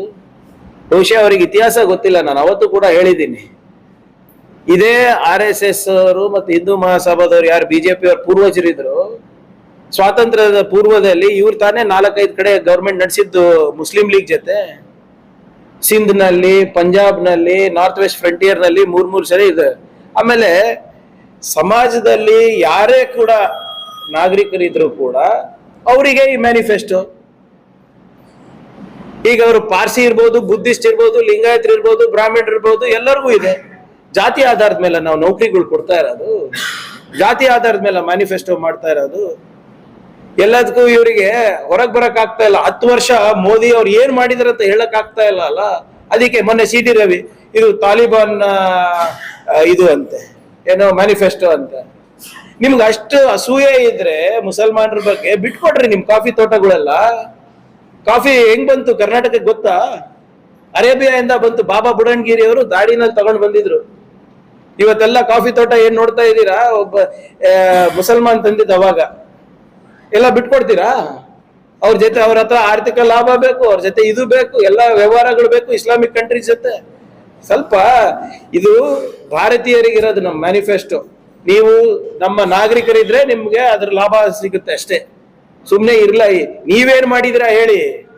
ನಿಮ್ಮ ಬಿಜೆಪಿಯವರು, ರಾಜ್ಯ ಬಿಜೆಪಿಯವರು ದಯವಿಟ್ಟು ಬರದ ಬಗ್ಗೆ ಮಾತಾಡಿ. ಯಾಕೆ ಇನ್ನ ಹೈ ಲೆವೆಲ್ ಕಮಿಟಿ ಮೀಟಿಂಗ್ ಮಾಡ್ಲಕ್ಕಾಗಿಲ್ಲ ಅಮಿತ್ ಶಾ ಅವರು? ಯಾಕೆ ನಮ್ಗೆ ನಮ್ ತೆರಿಗೆಯನ್ನ ಸರಿಯಾದ ಪಾಲಿಸ್ಕೊಡಕ್ ಆಗ್ತಾ ಇಲ್ಲ? ಅದ್ರ ಬಗ್ಗೆ ಮಾತಾಡಲ್ಲ. ಬರೇ ಅಟೆನ್ಷನ್ ಡಿವಿಯೇಟಿಂಗ್ ಟ್ಯಾಕ್ಟಿಕ್ಸ್ ಇರುದು. ಆರ್ಥಿಕವಾಗಿ ಸ್ವತಂತ್ರವಾಗಿ ಇಲ್ಲ ಮಹಿಳೆಯರು ಅಂದ್ಬಿಟ್ಟು ಆಲ್ಮೋಸ್ಟ್ 33% ಜನ ಹೇಳ್ತಾ ಇದ್ದಾರೆ. ಇವತ್ತು ಅವರು ಹೆಣ್ಮಕ್ಳಿಗೆ ವಾಪಸ್ಸು ನಾವು ವರ್ಕ್ ಫೋರ್ಸಿಗೆ ಅಂದ್ರೆ ಕೆಲ್ಸಕ್ಕೆ ನಾವು ತರಬೇಕು, ಕರ್ಕೊಂಡು ಬರ್ಬೇಕು ಅಂತ ಇವತ್ತು ಏನ್ ಇವ್ರು ಪ್ರಣಾಳಿಕೆನಲ್ಲಿ ಕೊಟ್ಟಿದಾರಲ್ಲ, ಬಹಳ ಸಂತೋಷ. That means they are agreeing that women have fallen out of the workforce. ಇವ್ರ ಡೇಟಾ ಪ್ರಕಾರನೇ ನಮ್ಮ UPA ನಲ್ಲಿ, ನಾವು UPA ಇದ್ದಾಗ 34% ಮಹಿಳೆಯರು ಕೆಲ್ಸಕ್ಕೆ ಹೋಗ್ತಾ ಇದ್ರು, ಉದ್ಯೋಗ ಇರ್ತಾ ಇದ್ರು. ಅದು ಗ್ರಾಮೀಣ, ಅದು ಏನೋ ಕೃಷಿನಲ್ಲಿ ಇರ್ಬೋದು, ಅಥವಾ ಸ್ಯಾಲರಿಡ್ ಇರ್ಬೋದು, ಅಥವಾ ನೀವು ಅನ್ಆರ್ಗನೈಸ್ಡ್ ಅಲ್ಲಿ ಇರ್ಬೋದು. 34% ಮಹಿಳೆಯರು ಭಾಗವಹಿಸ್ತಾ ಇದ್ರು ಕೆಲಸದಲ್ಲಿ, ಆದ್ರೆ ಉದ್ಯೋಗಗಳಲ್ಲಿ. ಆದ್ರೆ ಇವಾಗ 24% ಬಿದ್ದಿದೆ. 33% has fallen down to 24%. ಇದು ಯಾವುದಕ್ಕೆ ಸಾಕ್ಷಿ ಅಂದ್ರೆ ಮೋದಿ ಎಕನಾಮಿಕ್ಸ್ ಸಾಕ್ಷಿ. ಇದು ಆದಾಯ ಕಮ್ಮಿ ಆಗಿದೆ, ನಿರುದ್ಯೋಗ ಜಾಸ್ತಿ ಇದೆ, ಮನೆಯಲ್ಲಿ ಬರೀ ಒಬ್ರಿಗೆ ಕೆಲಸ ಸಿಗ್ತಾ ಇದೆ, ಇನ್ನೊಬ್ರಿಗೆ ಕೆಲಸ ಮಾಡ್ಲಿಕ್ಕೆ ಹೋಗಕ್ ಆಗ್ತಾ ಇಲ್ಲ. ಮತ್ತೆ ಇನ್ನೊಂದು ಬರ್ದಿದ್ದಾರೆ ಅವರು, ಹೆಚ್ಚಿನ ಏನು ಕ್ರೀಶಸ್ ಮಾಡ್ತಾರೆ, ಅಂದ್ರೆ ನರ್ಸರಿಗಳ ತರ ಮಾಡ್ತಾರೆ. ಮಹಿಳೆಯರು ಮಕ್ಕಳಿಗೆ, ಯಾರು ಚಿಕ್ಕ ಮಕ್ಕಳು ಏನಿರ್ತಾರೆ ಅವರಿಗೆ ಅಲ್ಲಿ ಡೇ ಕೇರ್ ಅಂತ ಬಿಟ್ಬಿಟ್ಟು ಅವ್ರ ಕೆಲ್ಸಕ್ಕೆ ಹೋಗ್ಬೋದು ಅಂದ್ಬಿಟ್ಟು ಅವರು ನ್ಯಾಷನಲ್ ಕ್ರೀಚ್ ಸ್ಕೀಮ್ ಅಂತ ನಾವು ಅವಾಗ ಮಾಡಿದ್ವಿ. ನಮ್ ಸಂದರ್ಭದ 2013ನಲ್ಲಿ 25,000 ಇತ್ತು, ಇವಾಗ 3,900 ಆಗಿದೆ. ಹೇಗೆ ಪಾರ್ಟಿಸಿಪೇಷನ್ ಜಾಸ್ತಿ ಆಗುತ್ತೆ ಹೆಣ್ಮಕ್ಳದು? ಹೇಗೆ ಮಹಿಳೆಯರು ಉದ್ಯೋಗ ಖಾತ್ರಿನಲ್ಲಿ ಪಾರ್ಟಿಸಿಪೇಟ್ ಮಾಡ್ಬೋದು? ಇದನ್ನ ಅರ್ಥಕೊಂಡೆ ನಾವು ಕೂಸಿನ ಮನೆ ಯೋಜನೆ ಪ್ರಾರಂಭ ಮಾಡಿದ್ವಿ ಕಳೆದ ವರ್ಷ ನಮ್ಮ ಸರ್ಕಾರ ಬಂದ್ಮೇಲೆ. ಇಡೀ ರಾಷ್ಟ್ರದಲ್ಲಿ 3,900 ಇದೆ ಇಂಥ ಕೂಸಿನ ಮನೆಗಳು, ಕ್ರೀಶಸ್ ಅಂತಾರೆ ಇದಕ್ಕೆ, ಡೇ ಕೇರ್ ಸೆಂಟರ್ಸ್ ಮಕ್ಕಳಿಗೆ. ನಮ್ಮ ಸರ್ಕಾರದಲ್ಲಿ ಬಂದ ಮೇಲೆ 4,000 ನಾವು ಪ್ರಾರಂಭ ಮಾಡಿದ್ವಿ ಕೂಸಿನ ಮನೆ. ಬರೀ ನಮ್ಮ ಒಂದು ರಾಜ್ಯದಲ್ಲಿ 4,000 ಇದೆ ಇವತ್ತು. ಅದರಿಂದ ನಾವು ಬಿಜೆಪಿ ಅವರು ಬಂಡವಾಳ ಹೂಡ್ಬಿಟ್ಟು ಫ್ಯಾಕ್ಟ್ರಿಗಳನ್ನ ತಂದು ಮೇಕ್ ಇನ್ ಇಂಡಿಯಾ ಪ್ರೋಗ್ರಾಮ್ ನಲ್ಲಿ ನಾವು ನೌಕರಿ ಕೊಡಿಸ್ತೀವಿ ಅಂತ ತಮ್ಮ ನೆನಪಿದ್ರು. ಬಿಜೆಪಿ ಅವ್ರು ಏನ್ ಹೇಳಿದ್ರು, ಸ್ಕಿಲ್ ಇಂಡಿಯಾ ಪ್ರೋಗ್ರಾಮ್ ಅನ್ನ ಅಲ್ಲಿ 2022 ಒಳಗಡೆ 2 ವರ್ಷದ ಹಿಂದೆ 40 ಕೋಟಿ ಯುವಕರಿಗೆ ನಾವು ತರಬೇತಿಯನ್ನ ಸ್ಕಿಲ್ ಇಂಡಿಯಾ ಮಿಷನ್ ನಲ್ಲಿ ನಾವು ಕೊಡ್ತೀವಿ. 2015 ಲಾಂಚ್ ಆಗಿತ್ತು. 2022 ತನಕ ನಾವು 40 ಕೋಟಿ ಜನರಿಗೆ ಯುವಕರಿಗೆ ವಿಶೇಷವಾಗಿ ನಾವು ಅವರಿಗೆ ತರಬೇತಿಯನ್ನ ನೀಡ್ತೀವಿ, ಅವ್ರಿಗೆ ಉದ್ಯೋಗ ಕೊಡಿಸ್ತೀವಿ ಅಂತ ಹೇಳಿದ್ರು. 40 ಕೋಟಿ ಅಂತ ಟಾರ್ಗೆಟ್ ಇಟ್ಟಿ ಅವರ ರಿಪೋರ್ಟ್ ಪ್ರಕಾರನೇ ಓನ್ಲಿ 3.5% ಹ್ಯಾವ್ ಬೀನ್ ಅಚೀವ್ಡ್. ಅಂದ್ರೆ ಎಷ್ಟು? 1,40,00,000 ಜನಕ್ಕಷ್ಟೇ ಇವರು ಡಿಸೆಂಬರ್ 2023 ತನಕ ತರಬೇತಿ ನೀಡಿದ, ಉದ್ಯೋಗ ಅಲ್ಲ. ಸ್ಕಿಲ್ ಇಂಡಿಯಾ ಮಿಷನ್ ನಲ್ಲಿ ಅದರಲ್ಲೂ ಕೂಡ ಈ 3.51% ನಲ್ಲಿ 83% ಅವರಿಗೆ ಪ್ಲೇಸ್ಮೆಂಟೇ ಸಿಕ್ಕಿಲ್ಲ. ಆಮೇಲೆ 20% ಜನ ಇದು ಉಪಯುಕ್ತ ಎಲ್ಲ ಅಂದ್ಬಿಟ್ಟು ಬಿಟ್ಬಿಟ್ಟು ಹೋಗಿದ್ದಾರೆ ಆ 1,40,00,000 ಜನರಲ್ಲಿ. 94% of skill training centers have been closed down since 2015. ಇದನ್ನು ಕೂಡ ನಮ್ಮ ಅಂಕಿಅಂಶ ಅಲ್ಲ, ಕೇಂದ್ರ ಸರ್ಕಾರದ ಅಂಕಿಅಂಶ. ಸಂತೋಷ ಅವ್ರು ತಂದಿದ್ದು ಅದನ್ನು ಕರ್ನಾಟಕ ಮಾಡಲ್ಲ. ತಮ್ಗೆ ನೆನಪಿದ್ರೆ ಕಳೆದ ಬೆಳಗಾವಿ ಅಧಿವೇಶನದಲ್ಲಿ ಹಿಂದಿನ ಸರ್ಕಾರದಲ್ಲಿ ನಾನು ಒಂದು ಪ್ರೈವೇಟ್ ಬಿಲ್ ಮೂವ್ ಮಾಡಿದ್ದೆ.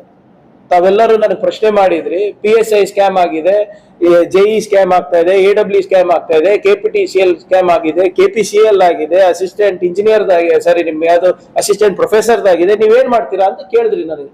ನಾನು ಹೇಳಿದೆ, ನಾನು ಆಪೋಸಿಷನ್ ಅಲ್ಲಿ ಇದ್ದೇನೆ, ಪ್ರಾಮಾಣಿಕವಾಗಿ ನಾನು ಒಂದು ಪ್ರೈವೇಟ್ ಬಿಲ್ ಮೂವ್ ಮಾಡ್ತೀನಿ, ಏನು prevention of corruption in public recruitment, in government recruitment ಅಂದ್ಬಿಟ್ಟು ಒಂದು ಬಿಲ್.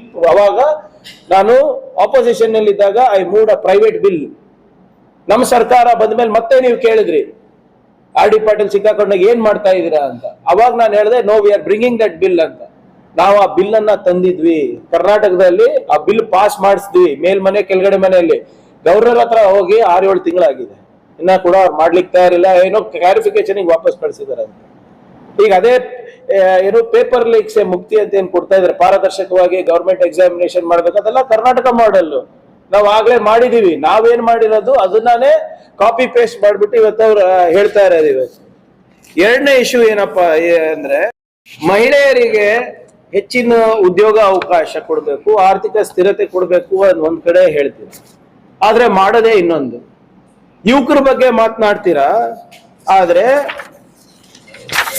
ಅವರಿಗೆ ಯಾವುದೇ ರೀತಿಯಾದಂತ ಸರ್ಕಾರಿ ಉದ್ಯೋಗಗಳಿಗೆ ಅವಕಾಶ ಮಾಡಿಕೊಡಲ್ಲ. ಅಂದ್ರೆ ಜವಾಬ್ದಾರಿ ಏನು? ಖಾಸಗಿ ಸಂಸ್ಥೆ. ನಿಮ್ಮ ಮೇಲೆ ಏನ್ ಜವಾಬ್ದಾರಿ ಇಲ್ಲ. ನೀವು ಈಗ ನಮ್ಮ ನ್ಯಾಯ ಗ್ಯಾರಂಟಿನಲ್ಲಿ ಇದೆ, 30 ಲಕ್ಷ ಹುದ್ದೆಗಳನ್ನ ಭರ್ತಿ ಮಾಡ್ತೀವಿ. That is our guarantee in union government. ಈ 2 ಲಕ್ಷ ಹುದ್ದೆಗಳು ರಾಜ್ಯ ಸರ್ಕಾರದಲ್ಲಿ ಏನಿದೆ, ಭರ್ತಿ ಮಾಡ್ತೀವಿ. ಯಾಕೆ ಹೇಳಕ್ ಆಗ್ತಾ ಇಲ್ಲ ಬಿಜೆಪಿ ಅವರಿಗೆ? ಏನ್ ಎಲ್ಲಾನು ಬೇರೆಯವ್ರ ಮೇಲೆ ಹಾಕದ? ನಿಮ್ ಕೆಲ್ಸ ಏನ್ ಮತ್ತೆ? ನಮಗೆ ಇಷ್ಟೆಲ್ಲ ಮೋದಿ ಗ್ಯಾರಂಟಿ ಇದೆ ಅಲ್ಲ, ಇನ್ನ ಫುಲ್ ಓದ್ಬಿಟ್ಟು ಇನ್ನ ಹೇಳ್ತೀನಿ ಅಂತ ನಾಳೆ ನಾಡಿದ್ದು ಮತ್ತೊಮ್ಮೆ. ಇವೆರಡು ಪ್ರಮುಖ ವಿಚಾರಗಳನ್ನ ಮುಂದೆ ತರಲಿಕ್ಕೆ ನಾನು ಬಯಸಿದ್ದೇನೆ. ಆದ್ರೆ $1 ಮಿಲಿಯನ್ ಕ್ವೆಶ್ಚನ್ ಏನಪ್ಪಾ ಅಂದ್ರೆ, ಹಿಂದಿನ ಮೋದಿ 10 ಸರ್ಕಾರದ ಮೋದಿಯವರ ಘೋಷಣೆಗಳು ಏನಾಗುತ್ತೆ ಅಂದ್ರೆ ಅದು ಗ್ಯಾರಂಟಿ ಅಲ್ಲ ಅಂತ ಅಲ್ವಾ? ಸೊ ಮೋದಿ ಅವರ guarantee has no warranty, very clearly. ಇದು ಯಾಕೆ ಹೇಳ್ತಾ ಇದ್ದೀನಿ ನಾನು ಹೇಳ್ತಾ ಇದ್ದೀನಿ ಅಂತ ನಂಬಕ್ ಹೋಗ್ಬಿಡಿ. ಟ್ರ್ಯಾಕ್ ರೆಕಾರ್ಡ್ ನೋಡಿ, ಯಾವುದೇ ಪಕ್ಷದ್ದು ಟ್ರ್ಯಾಕ್ ರೆಕಾರ್ಡ್ ಇಂಪಾರ್ಟೆಂಟ್ ಇದೆ. 2 ಕೋಟಿ ಉದ್ಯೋಗ ಪ್ರತಿ ವರ್ಷ ಸೃಷ್ಟಿ ಮಾಡ್ತೀನಿ ಅಂತ ಹೇಳಿದ್ರ ಇಲ್ಲ? ಅದು ಮೋದಿ ಗ್ಯಾರಂಟಿ ಅಲ್ವಾ? ಆಗಿದ್ಯಾ? ಅಚ್ಚೇ ದಿನ ತರ್ತೀನಿ ಅಂತ ಹೇಳಿದ್ರು. ಏನು ಭಾರತದ ಸುವರ್ಣ ಯುಗ ಪ್ರಾರಂಭ ಆಯ್ತು ಮೋದಿ ಅವರು ಬಂದ ಮೇಲೆ. ಆ ಸುವರ್ಣ ದಿನಗಳು ಅಚ್ಚೇ ದಿನ ಬರುತ್ತೆ ಅಂತ ಹೇಳಿದ್ರಲ್ಲ. ಏನಂದ್ರು? ಬಹುತ್ ಹೋ ಗಯಿ ಮೆಹಂಗಾಯಿ ಕಿ ಮಾರ್, ಅಬ್ ಕಿ ಬಾರ್ ಮೋದಿ ಸರ್ಕಾರ್. ಬೆಲೆ ಏರಿಕೆ ಏನಾಯ್ತು? ಕಮ್ಮಿ ಆಯ್ತಾ? ಪೆಟ್ರೋಲ್ ದರ ಏನು, ಹಾಲಿನ ದರ ಏನು, ನಿಮ್ಮ DAP ದರ ಏನು, ಫರ್ಟಿಲೈಸರ್ ದರ ಏನು, ಯಾವ್ದಾದ್ರು ಕಮ್ಮಿ ಆಯ್ತಾ? ಬೆಲೆ ಏರಿಕೆ ನಿಲ್ಲಿಸ್ತೀನಿ ಅಂದಿದ್ದು ಅದು ಮೋದಿ ಗ್ಯಾರಂಟಿ ಅಲ್ವಾ? ರೈತರ ಆದಾಯ ದುಪ್ಪಟ್ಟು ಮಾಡ್ತೀನಿ ಅಂದ್ರು 2022 ಒಳಗಡೆ, ಇದು 2024, ಅದು ಮೋದಿ ಗ್ಯಾರಂಟಿ ಅಲ್ವಾ? 100 ಸ್ಮಾರ್ಟ್ ಸಿಟಿ ಮಾಡ್ತೀನಿ ಅಂದ್ರು, ಅದು ಮೋದಿ ಗ್ಯಾರಂಟಿ ಅಲ್ವಾ? ಎಲ್ಲಿದೆ? 1 ಸ್ಮಾರ್ಟ್ ಸಿಟಿ ತೋರಿಸ್ಬಿಡಿ ನನಗೆ, ಅದು ಮೋದಿ ಗ್ಯಾರಂಟಿ ಅಲ್ವಾ? ನಾ ಖಾನೆ ದೂಂಗ ಅಂತ ಹೇಳಿದ್ರು, 10 ವರ್ಷ ಆದ್ರೂ ಕೂಡ ಇನ್ನೂ ಕೂಡ ಆ ಕೆಂಪು ಕೋಟೆ ಮೇಲೆ ನಿಂತ್ಕೊಂಡು ಭಾಷಣ ಹೊಡಿತಾರಲ್ಲ, ಭ್ರಷ್ಟಾಚಾರ ನಾವು ನಿರ್ಮೂಲನೆ ಮಾಡ್ಬೇಕು ನಾವು ಮಾಡ್ಬೇಕು, ನೀವು ನಂಗೆ ಸಹಕಾರ ಮಾಡಿ. 10 ವರ್ಷ ಯಾರು ಇದ್ರು? ನನಗ ಆಶಾಸ ಅವ್ರು ಏನು, ಅವರು ಹೋಗಿ ವಾಪಸ್ ಅವರು ಪೇಪರ್ ಓದ್ತಾರ, ಟಿವಿ ನೋಡ್ತಾರ, ನನ್ಗೆ ಗೊತ್ತಿಲ್ಲ. ಬಿಜೆಪಿ ಅವರು ಪಕ್ಕದಲ್ಲಿ ಸರ್ ನಿಮಗೆ ಒಂದ್ ಕಡೆ ವಿಜೇಂದ್ರ ಕೂಡ್ಸ್ಕೊತಾರೆ, ಇನ್ನೊಂದ್ ಕಡೆ ಯಡಿಯೂರಪ್ಪ ಅವ್ರು ಕೂಡ್ಸ್ಕೊತಾರೆ. ಮತ್ತೆ ಹೇಳ್ತಾರೆ ಕುಟುಂಬ ರಾಜಕೀಯ ಇರಬಾರ್ದು, ಭ್ರಷ್ಟಾಚಾರ ನಿರ್ಮೂಲನೆ ಮಾಡ್ಬೇಕು ಅಂತ. ಇವರಿಬ್ರು ಅಪ್ಪ ಮಗ ಅಲ್ವಾ? ಯಡಿಯೂರಪ್ಪ ಅವರಿಗೆ ಕೆಳಗಿಳಿಸಿದ್ ಯಾಕೆ? ಭ್ರಷ್ಟಾಚಾರ ಇದೆ ಅಂತ ತಾನೆ. ಇವರು 10 ವರ್ಷ ಆಯ್ತು ಇನ್ನೂ ನಾ ಖಾऊंगा ನಾ ಖಾನೆ दूंगा, ಭ್ರಷ್ಟಾಚಾರ ನಿರ್ಮೂಲನೆ ಅವ್ರ ಪ್ರಣಾಳಿಕೆನಲ್ಲೂ ಇದೆ. ಗುಡ್ ಗವರ್ನೆನ್ಸ್ ನ ಚಾಪ್ಟರ್ ನಲ್ಲಿ ತೆಗೆದು ನೋಡಿ, ಫಸ್ಟ್ ಇರೋದು corruption. That mean who is corruption ಅಂದ್ರೆ, ನೀವು ಒಂದ್ ವೇಳೆ ಕರಪ್ಷನ್ ಬಗ್ಗೆ ಮಾತನಾಡ್ತಾ ಇದ್ರೆ ಇಡೀ ಇಂಡಿಯಾನಲ್ಲಿ ಹೆಚ್ಚು ಮೋದಿ ಸರ್ಕಾರ ತಾನೇ ಇರೋದು ರಾಜ್ಯಗಳಲ್ಲಿ. Almost all entire north India Modi ಸರ್ಕಾರ, ಕೇಂದ್ರದಲ್ಲಿ ಮೋದಿ ಸರ್ಕಾರ. ಅಂದ್ರೆ ಇನ್ನೂ ಕರಪ್ಷನ್ ಬಗ್ಗೆ ಮಾತಾಡಿದ್ರೆ ಹೂ ಇಸ್ ಕರಪ್ಟ್? ಇಂಡೈರೆಕ್ಟ್ ಆಗಿ ನೀವೇ ಹೇಳ್ತಾ ಇದ್ರಲ್ಲ, I am corrupt, my governments are corrupt ಅಂತ. ಈ ಎಲೆಕ್ಟ್ರಲ್ ಬಾಂಡ್ಸ್ ನಲ್ಲಿ 8,252 ಕೋಟಿ ರೂಪಾಯಿ ಹಗರಣ ಯಾರು ಮಾಡಿದ್ದು ಸರ್? ನೀವಾ? ಇಲ್ಲಿ 40% ಸರ್ಕಾರದ ಕಮಿಷನ್ ಸರ್ಕಾರ ಯಾರ್ದಿತ್ತು? ಬಿಜೆಪಿದ, ಕಾಂಗ್ರೆಸ್ದ? ಮತ್ತೆ ಏನ್ ತಮ್ಗೆ ನೆನಪಿದ್ರೆ ಇನ್ನ ಒಂದು ಗ್ಯಾರಂಟಿ ಕೊಟ್ಟಿದ್ರು ಮೋದಿ. ಇನ್ನ ಇಬ್ರು ಪ್ರಚಂಡ ಮೋದಿಗಳಿದಾರಲ್ಲ, ಲಲಿತ್ ಮೋದಿ, ನೀರವ್ ಮೋದಿ, ಮೇಹುಲ್ ಚೋಕ್ಸಿ, ವಿಜಯ್ ಮಲ್ಯ, ಅಮಿ ಮೋದಿ, ಯಾವುದು ನಿಮ್ಮ ನೀಶಲ್ ಮೋದಿ, ಜತಿನ್ ಮೆಹ್ತಾ, ಚೇತನ್ ಸಂದೇರ್ ಸರ, ನಿತಿನ್, ರಿಷಿ ಅಗರ್ವಾಲ್, ಇವರೆಲ್ಲರೂ ದೇಶ ಬಿಟ್ಟು ಹೋದ್ರಲ್ಲ. ಇವರ ಅವಧಿನಲ್ಲಿ ವಿಲ್ಫುಲ್ ಡಿಫಾಲ್ಟರ್ಸ್ ಅಂತ ನಾವೇನ್ ಹೇಳ್ತೀವಿ. 6 ವರ್ಷದಲ್ಲಿ 3 ಲಕ್ಷ ಕೋಟಿ, 3 lakh crores ವಿಲ್ಫುಲ್ ಡಿಫಾಲ್ಟರ್ಸ್. ಬರೀ ಇವ್ರದ್ದು ಲೆಕ್ಕ, ಯಾರ ಹೆಸರು ಹೇಳಿದ್ನಲ್ಲ ಅವ್ರದ್ದು ಲೆಕ್ಕ ಮಾತ್ರ 3 ಲಕ್ಷ ಕೋಟಿ. ಎಲ್ಲ ಇವ್ರಿಗೆಲ್ಲ ವಾಪಸ್ ಕಳಿಸ್ಕೊಡ್ತೀನಿ, ಕಪ್ಪಣ ವಾಪಸ್ ತರ್ತೀನಿ, ಅದು ಮೋದಿ ಗ್ಯಾರಂಟಿ ಅಲ್ವಾ? ಏನಾಯ್ತು ಅದು? 2022ರಲ್ಲಿ ಎಲ್ಲರಿಗೂ ಪಕ್ಕಾ ಮನೆ. ಮೋದಿಜಿ ಏನಾಯ್ತು? ಬಿಜೆಪಿ ಅವ್ರು ಏನಾಯ್ತು? ಅದನ್ನು ಮೋದಿ ಗ್ಯಾರಂಟಿ ಅಲ್ವಾ? Make in India, vocal for local, Atmanirbhar Bharat, ಇವೆಲ್ಲ ಮೋದಿ ಗ್ಯಾರಂಟಿ ಅಲ್ವಾ? ಇವೆಲ್ಲ ಆಗಿದ್ಯಾ? ತೋರಿಸ್ಬಿಡಿ ನನಗೆ ಎಲ್ಲಿ ವೋಕಲ್ ಫಾರ್ ಲೋಕಲ್ ಆಗಿದೆ, ತೋರಿಸ್ಬಿಡಿ ನಮ್ಗೆ ಎಲ್ಲಿ ಮೇಕ್ ಇನ್ ಇಂಡಿಯಾ ಆಗಿದೆ. ಒಂದು ಹೊಸ ಫ್ಯಾಕ್ಟರಿ ಆಗಕ್ಕಾಗಿದ್ಯಾ ಇಲ್ಲಿ? ನಾವು 10 ವರ್ಷ ಆಗಿದೆ. ನೀವು ದಯವಿಟ್ಟು ಮಾಧ್ಯಮದ ಸ್ನೇಹಿತರು ಗಮನಿಸಬೇಕು, ಯಾವ ರೀತಿ ಮೋದಿ ಅವರು ಹೊಸ ತರ್ತಾರೆ ಗಮನವನ್ನ ಬೇರೆ ಕಡೆ ಸೆಳಿಲಿಕ್ಕೆ. Always shifting of goal posts. ಯಾವುದು ಕೂಡ ಒಂದು ಕರೆಕ್ಟ್ ಆಗಿ ಮಾಡಲ್ಲ. ಮೊದಲು ಅಚ್ಚೇ ದಿನ್ ಅಂದ್ರು, ಅದು 1-2 ವರ್ಷ ನಡೆಸಿದ್ರು. ಈಗ ಹತ್ರ ಬಂದಾಗ ಅಮೃತ್ ಕಾಲ್ ಅಂತ ಇದ್ದಾರೆ. ದಿನದಿಂದ ಸೀದಾ ಯುಗಕ್ಕೆ ಹೋಗ್ಬಿಟ್ರು, ದಿನಗಳಿಂದ ಸೀದಾ ಯುಗಕ್ಕೆ ಹೋಗ್ಬಿಟ್ರು. ಅದಾದ್ಮೇಲೆ ಕರ್ತವ್ಯ ಕಾಲ್ ಅಂತ ಬಂತು. ಈಗೇನೋ ವಿಕಸಿತ್ ಭಾರತ್ ಅಂತ. ಪ್ರತಿ ಸರಿ ಹೊಸ ಸ್ಲೋಗನ್, ಹೊಸ ಇವೆಂಟು, ಜನರಿಗೆ ಮೋಡಿ ಮಾಡ್ಬೇಕಂತ ಅಷ್ಟೇ ಇರೋದು. ನಿಜವಾದ ಇಶ್ಯೂ ಬಗ್ಗೆ ಮಾತಾಡ್ತಾರ ಮೋದಿ ಅವರು? ಮೊನ್ನೆ ಮೊಬೈಲ್ ಗೇಮರ್ಸ್ ಜೊತೆ ಸಂವಾದ ಮಾಡಿದ್ರು. ಮಣಿಪುರ್ ಬೆಂಕಿ ಹತ್ತಿದೆ, ಲಡಾಖ್ ನಲ್ಲಿ ಜನ ಪ್ರತಿಭಟನೆ ಮಾಡ್ತಾ ಇದ್ದಾರೆ, ಆರ್ಥಿಕ ಅಸಮಾನತೆ ಇದೆ. ನೀವೇನ್ ಮಾಡ್ತಾ ಇದ್ದೀರಾ? ಮೊಬೈಲ್ ಗೇಮ್ ಮಾಡ್ತಾ ಇದ್ದೀರಾ. ಪ್ರಧಾನ ಮಂತ್ರಿ ಅವರ ಜವಾಬ್ದಾರಿ. ಮಾಡಿ ಸಂವಾದ, ಎಲ್ಲಾ ವರ್ಗದ ಜನರ ಜೊತೆ ಮಾಡಿ, ಬೇಡ ಅಂತ ಇಲ್ಲ. ಆದ್ಯತೆಗಳೇನು ನಿಮ್ದು? ಆದ್ಯತೆ ಏನು? ಮೊಬೈಲ, ಮಣಿಪುರ? ಆದ್ರಿಂದ